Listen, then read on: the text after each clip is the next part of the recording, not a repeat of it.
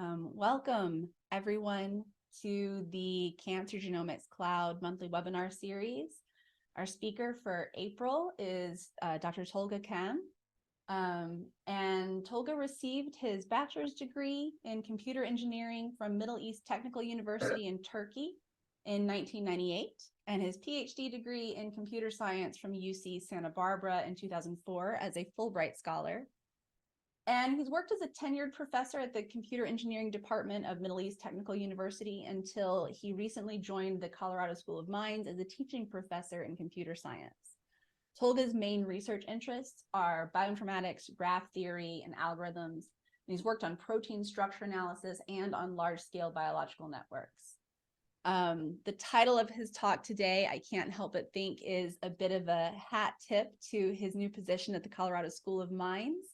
It's Mining for Alternative Polyadenylation Events in Cancer Using Large-Scale RNA-seq Datasets. Welcome, Tolga. Thank you. Thank you. Thank you, Sarah. Thank you for the nice introduction. And hopefully this will not be a very boring talk. So what I want to do is, what I'm going to do is I'm going to just try to explain like huge amount of work done by Dr. Erson's Erson lab at Middle East Technical University.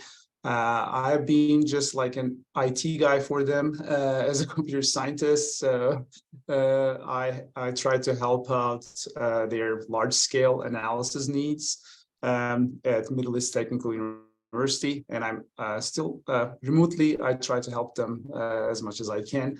But yeah, it's mostly their work. They did a lot of great work in the last 10 years or so. So I'm going to describe what I did for them. And while trying to help them in analyzing these large-scale data sets, I also got to learn very useful tools at the Cancer Genomics on the cloud. So it really helped us to scale up our analysis, the CGC. So it will be like promoting our work and also showing promoting CGC, basically. So a short introduction to alternative polyadenylation, or I will call APA from now on. So APA is usually, so when the RNA is transcribed, usually it's capped with poly-A tail at the end. So, and this poly-A tail is usually, it happened, I mean, this is the 3' UTR region, but at certain events, certain biological events, make this polyadenylation event to appear, APA, to appear at an upstream of the canonical, I mean, most widely observed polyadenylation site. So we may have multiple polyadenylation sites, and many human genes actually possess multiple polyadenylation sites. And what we are interested in, I mean, why does this happen? For example, what would it matter if, for example, in this, let me change my pointer to a pen. So the difference between poly site 2 and 3, they're both of them are on the untranslated 3' UTR untranslated region. It doesn't have any effect on the protein product, but this shortening, for example, could affect certain ribosome RNA binding proteins, for example, like microRNAs, which regulate the translation of this messenger RNA, maybe, for example, to help downregulate it. They may bind here. There may be microRNA target size here, and this will definitely affect the alternative polyadenylation site. And we have a review article mostly written by Dr. Erson-Bensan. So in this review article, we talk about a lot of work on alternative polyadenylation and its relation to cancer. There's a lot of huge body of work on how polyadenylation relates to how different cancer cells, for example, choose an upstream polyadenylation site, maybe to escape regulation from microRNAs. So there are several biological results of these APA events. So our goal was, so if this is such an important event, let's mine them. Let's look for such events in different cancer cell cancer cell lines and different tissues. So what we did when we started working on this next generation sequencing was not that commonplace. So we started doing this with microarray technology.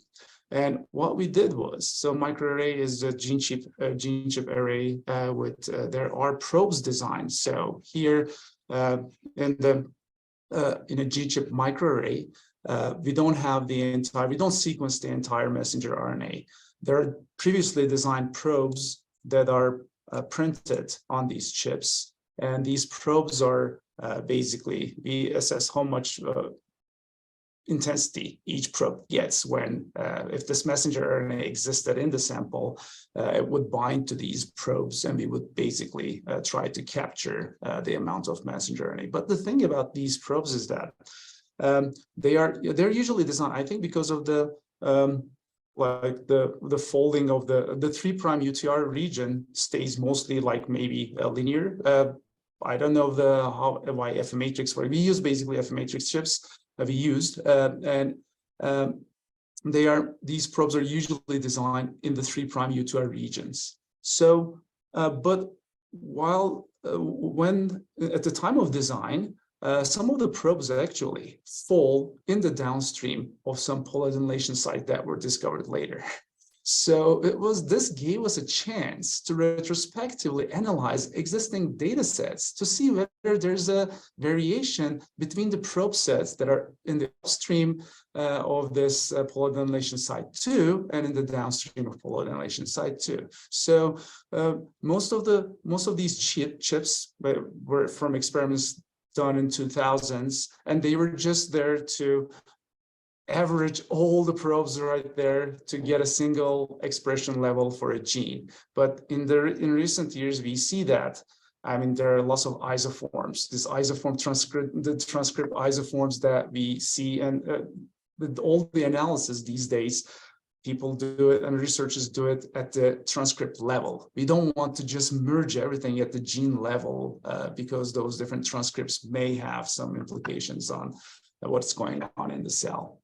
So yeah, this was this was the first way I helped Erson Lab by developing a tool to retrospectively analyze these F matrix chips at the probe level.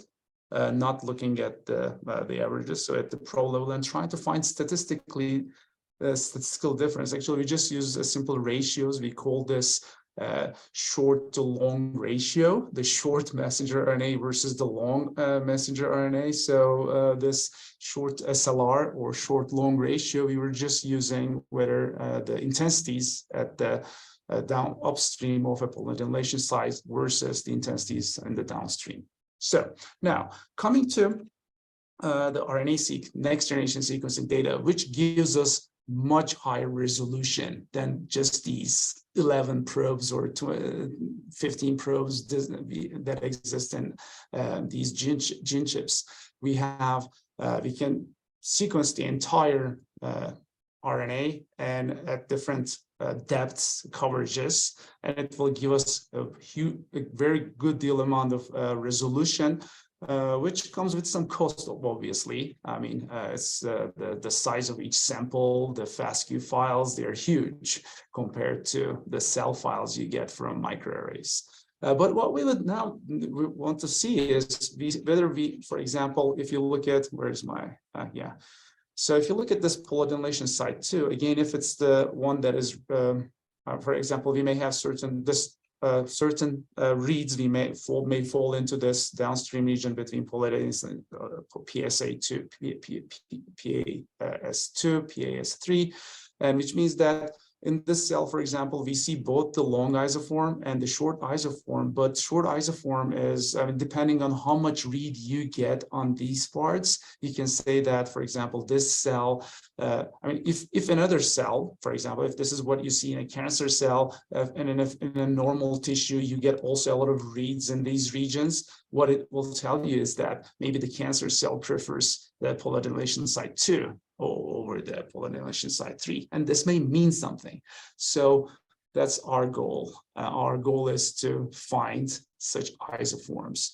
And recently, we have a paper just came out like a couple of years ago, we have seen that these events not only appear in the UTR regions, there are intronic polyadenylation sites too. So there are intronic truncation. It will change the protein product as well. So finding these intronic polyadenylation events and showing them, they appear frequently in certain cancer subtypes.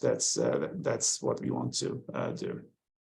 So yeah, the microarray version of our APADetect tool is freely available in source code.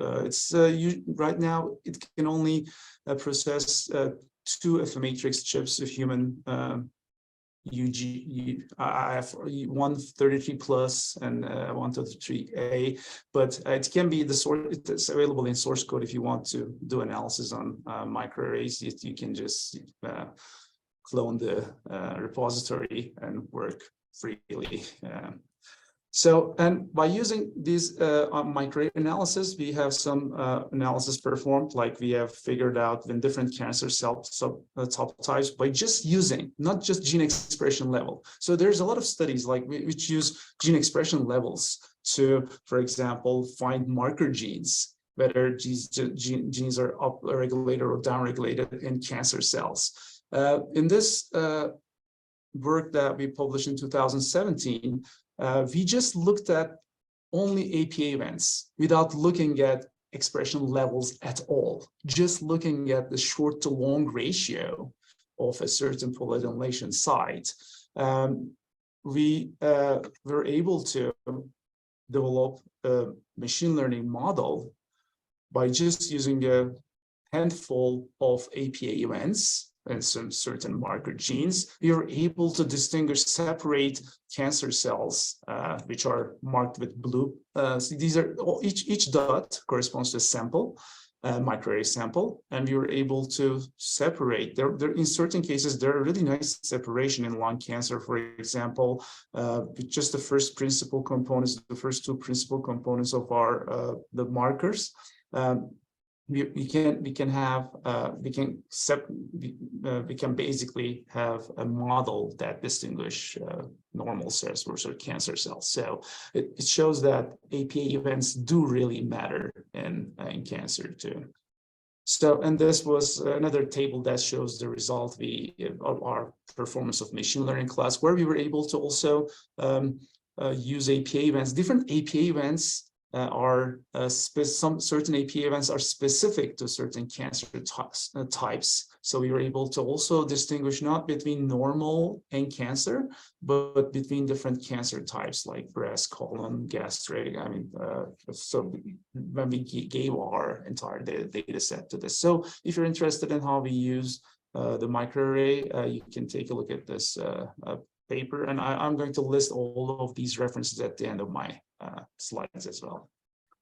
Okay, so and this one is a new one that is currently under review. It's I think it's going to be published soon. We looked at cervical and ovarian cancers, and again looked at APA events, and again found out certain genes that show statistically significant difference between normal and or potential versus malignant ovarian, low malignancy potential versus malignant ovarian tumor, for example. So this is one of the figures from this new manuscript that is about to come out soon.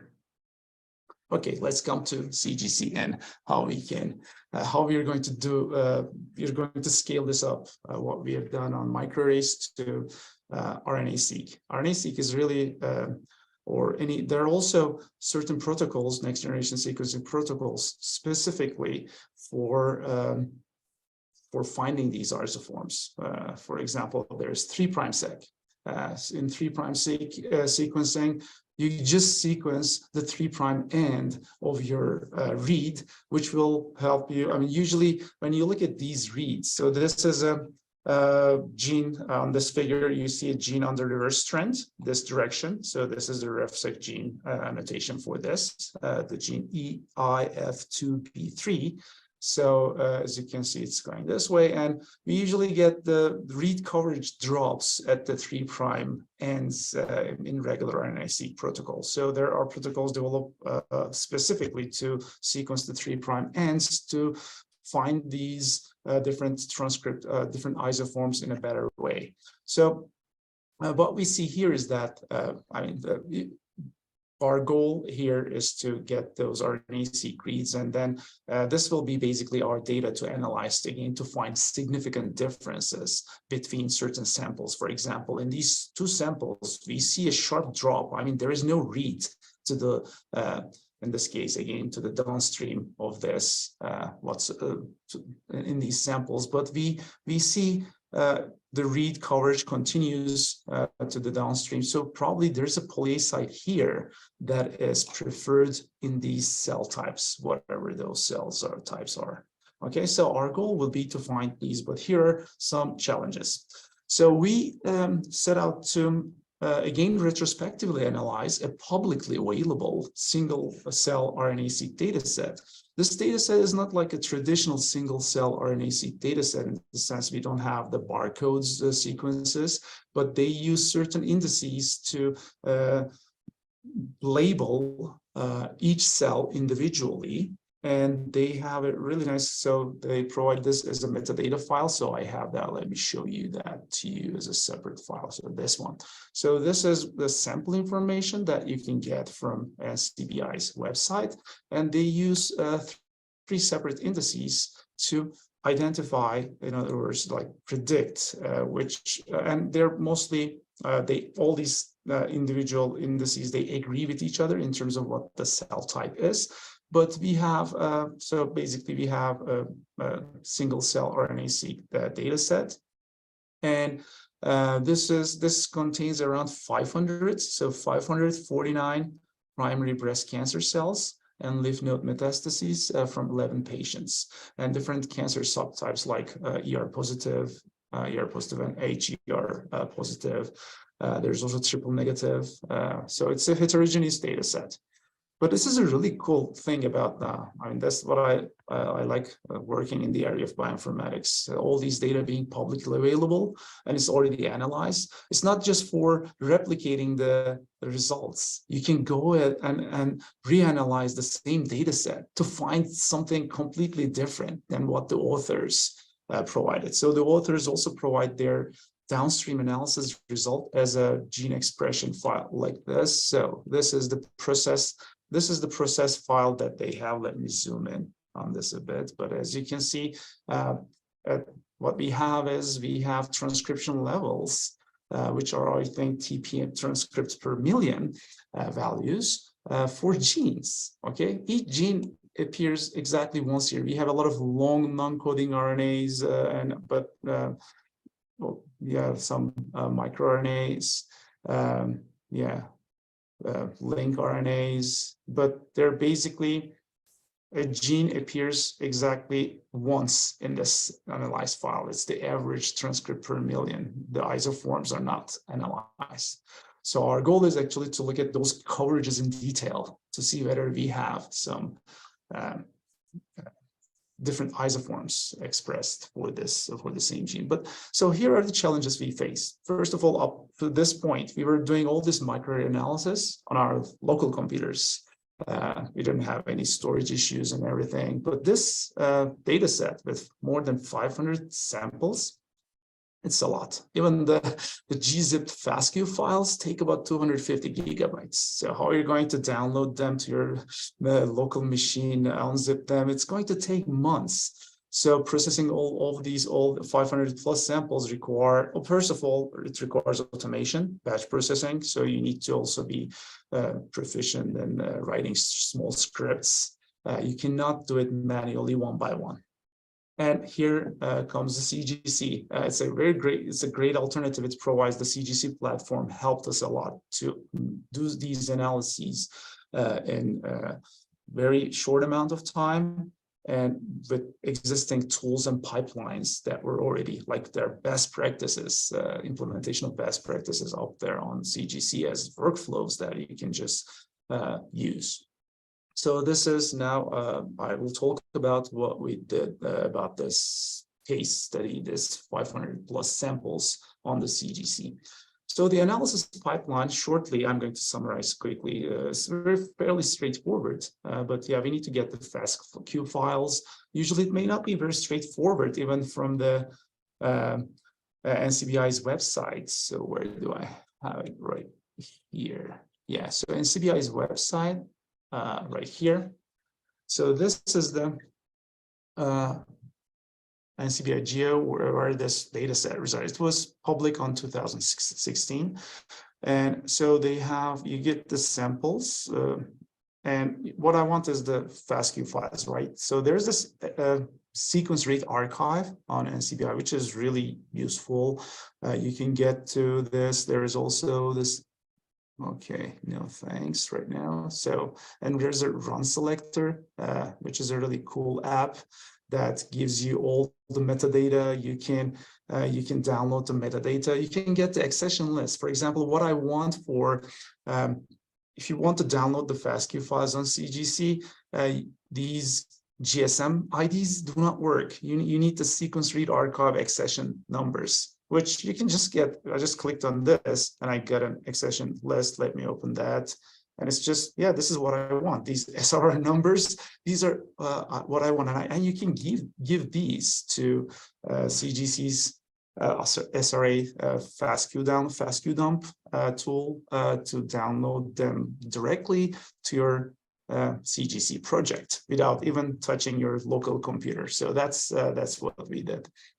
So we get these. We need to get these FASTQ files, and also CGC is constantly being maintained, and new tools are uploaded. So when I first tried to get these FASTQ files on CGC, I had issues with the metadata.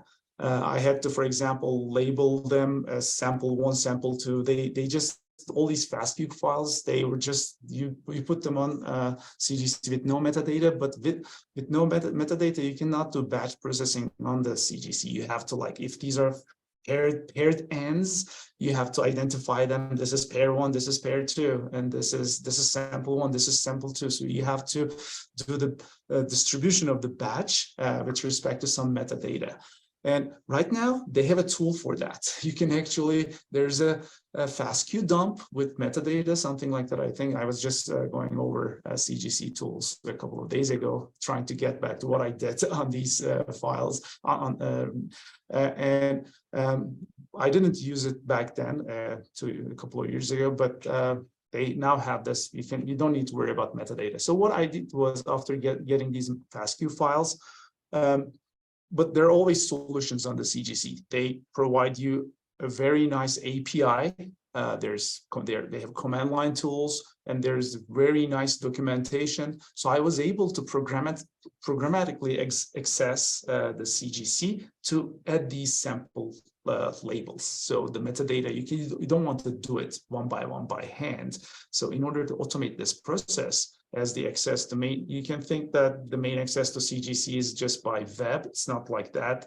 It's really, they provide programmatic access, and it helps you a lot to automate these tasks. You can write your scripts in any language you want. Mostly they provide APIs in Python, in Java. So I think I used an example Python in their documentation. So this is the one I have in my VS Code right here. So this is the example. So you see my authorization token, which should be kept secret, but it's expired anyway. I will not be able to use it. So I did this, like, as I said, a couple of years ago. The entire file, how to access a CGC project and how to get the files there, was mostly there. I used an example file and I just updated the main function. For example, this is my local file where I keep my sample IDs. I need to have these sample IDs attached to these FASTQ files, and then you get your project that you want to work with, and then you can tag all FASTQ files by extension easily on the CGC. So after you tag them on the CGC side, with this programmatic access, you can get the files only tagged with that specific tag that you have.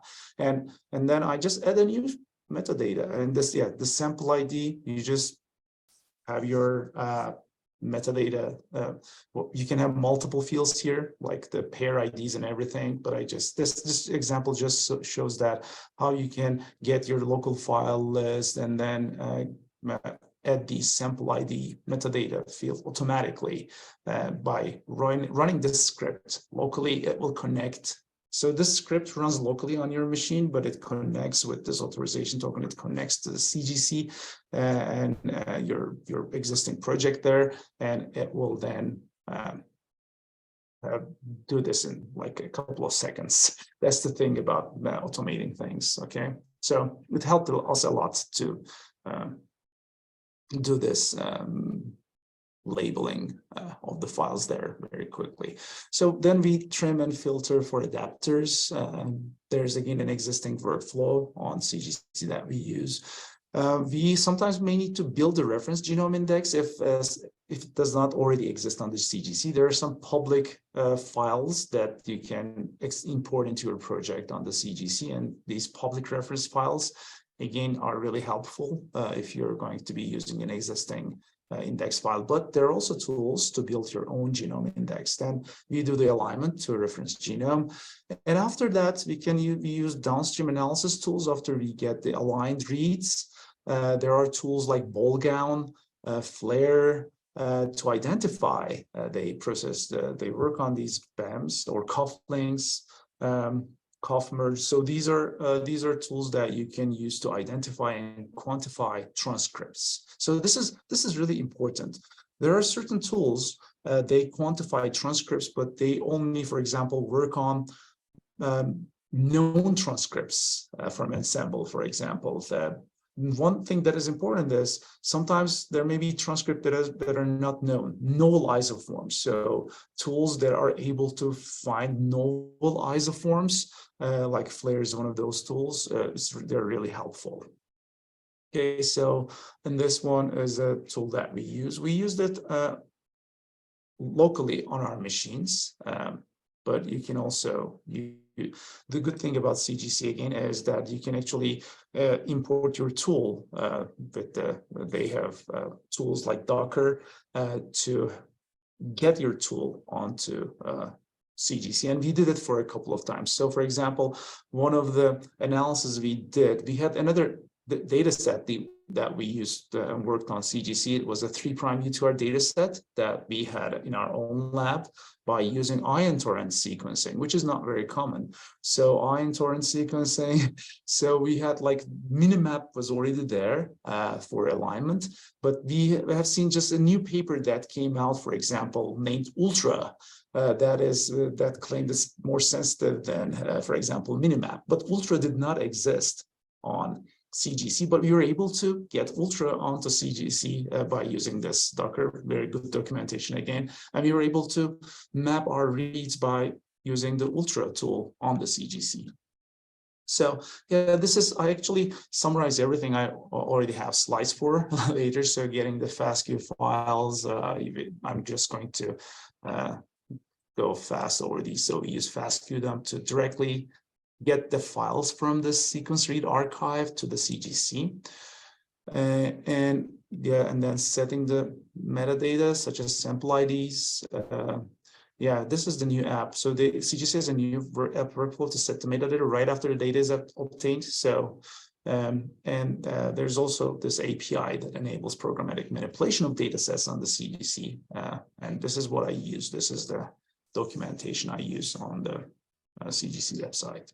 So yeah, this was the sample IDs we had. This is the file that Python script process, get the sample IDs, get the SRR numbers. So this file name is already shared. So it's something FASTQ.gz on the CGC side. So we just match these and add this sample metadata sample ID to those with this Python script that I just showed you.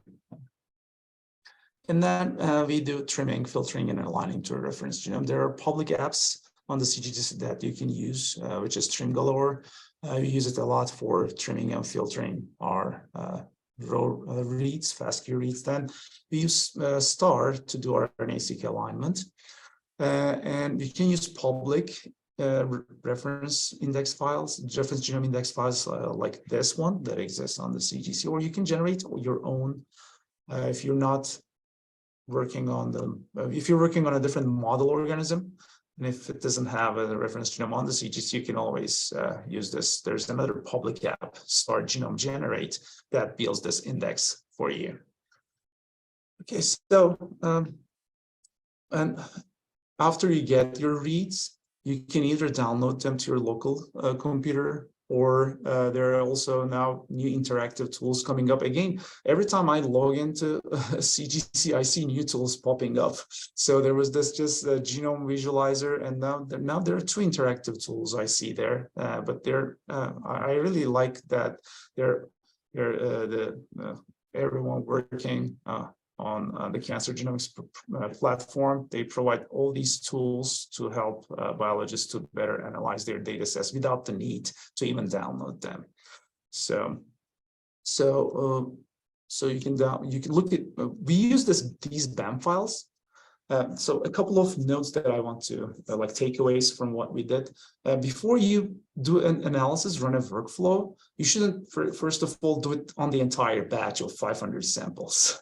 So this is really important because all these, resources, these are, some compute time that we're using, and also all these files that we're generating, they're stored in places.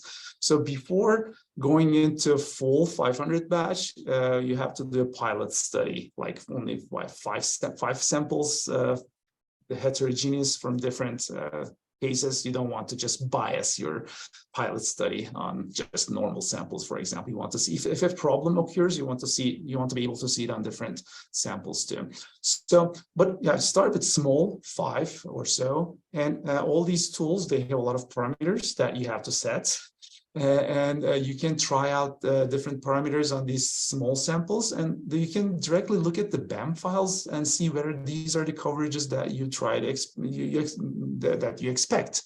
And if there are problems, they will appear right away on this BAM. So we had such cases. For example, certain aligners, they don't. For example, some aligners, especially in RNA-seq, they may not be splice aware.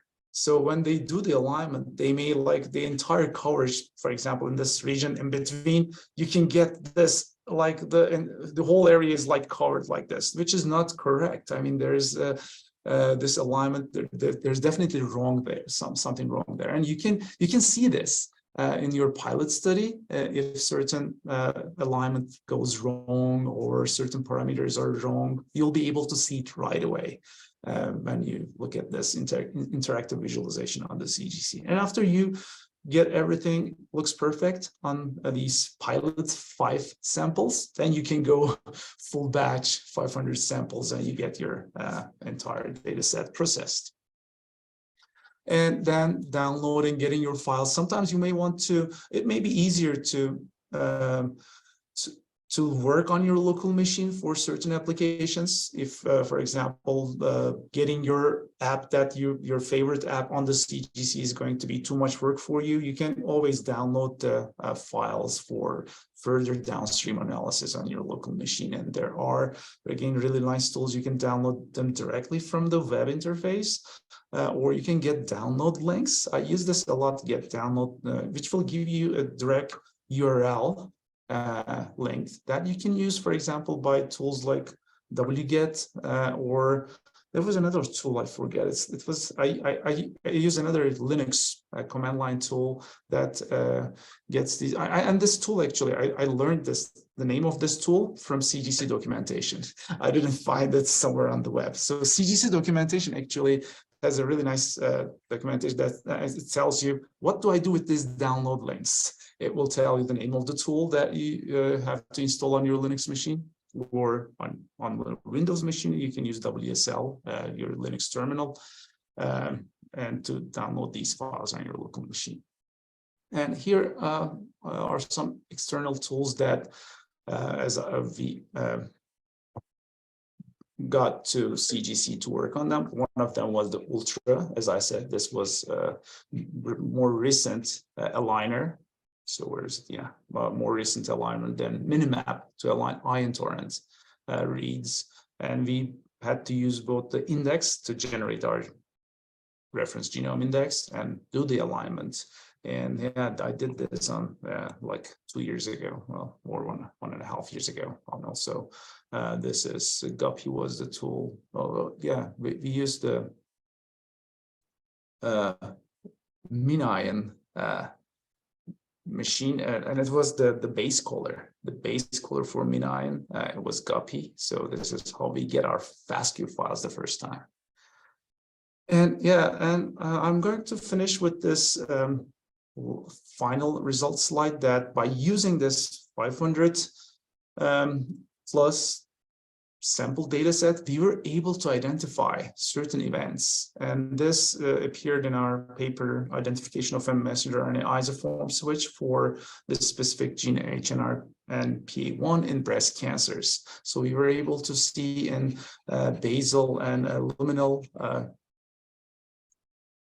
cancer, we have these reads here, which are not seen. So these tumors, they prefer this shortened version. So there's probably a polyadenylation site here that is mostly used in tumor cells. And we were able to verify this with the help of retrospectively analyzing and previously published public data set. Okay.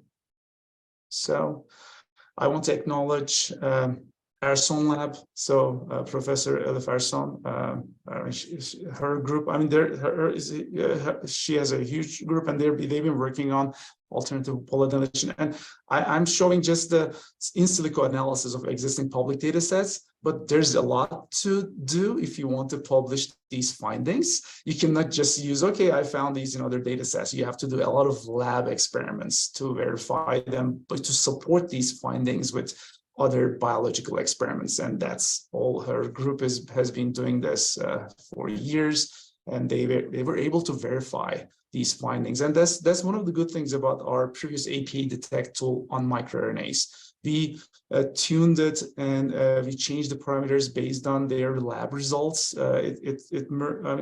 Finally, it matured into a really nice tool that they were able to use on other data sets too. But without these lab experiments and verifying these on at the protein level, also not only, for example, this happens. What is the implication of this shortening? Does this change the protein levels of these things? Is this really regulation going on? So they had to do all these experiments and validate these in different cell lines. And so I had to my thanks to Erson's group, and there are many lab members that are not listed here. Sorry if I didn't list their names. And they're mostly supported by TÜBİTAK grants. TÜBİTAK is like National Science Foundation of Turkey. So she has also some European Research Council, European grants. And we also, a lot of this thing that we did on the CGC was hopefully of no cost to us. I mean, we're really grateful to the CGC Collaborative Project, because if you have a research project like this, which near pursuing publications, you can submit a collaborative project proposal for the CGC, and if it's approved, they will give you a billing group that you will be able to use freely. But again, you have to be very careful while you're doing that. This costs money. It may be free to you, but it's like you're using sources from different cloud service providers like AWS, or it may be something else. I don't know. There may be changes in the last years, but yeah. So thank you for your support to our research. And these are the publications that came out of our work with my collaboration with Dr. Erson's group. Okay, so that's the end of my presentation. Let's keep those. Thank you so much. That was incredible. Thank you.